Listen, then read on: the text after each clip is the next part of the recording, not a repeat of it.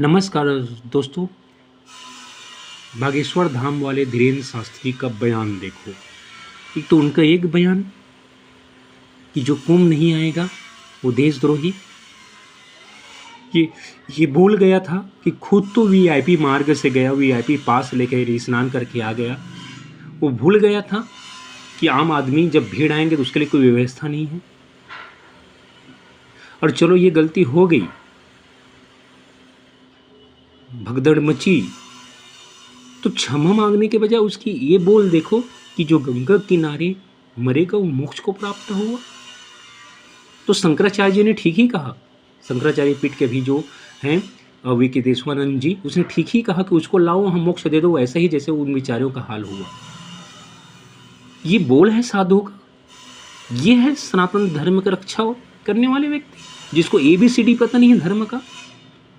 अरे मोक्ष का संबंध क्या है? गृहस्थ आश्रम कि घर में रहकर अपने परिवार की पालन पोषण करके परमात्मा की भक्ति करना गृहस्थ आश्रम है।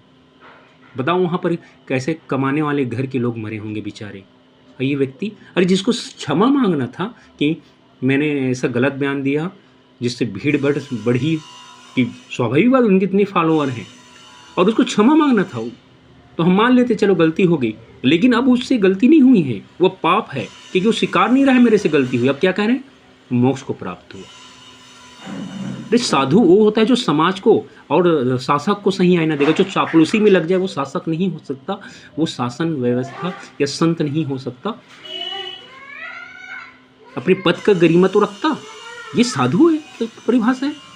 अरे साधु वो हो जाता है समाज को और शासक को दोनों को अपना आईना दिखाए अगर उसमें खामी है तो।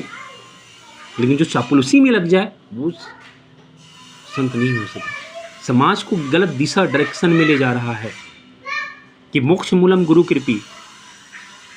कृपा, बिन गुरु भव तरे न कोई, चाहे वीरन संकर्षम हुई, बिना गुरु के कोई नहीं तर सकता, चाहे ब्रह्मा विष्णु महेश के समान हो जाओ। रामचरितमानस कहता है। और ये कहते हैं वहां मरने वाले मोक्ष प्राप्त हुआ। इतनी संवेदनशीलता देखो। और एक तो साधारण इंसान का भी एक ऐसा बयान नहीं हो सकता है जो ये व्यक्ति दे रहा है। ये कैसे का साधु हो सकता है?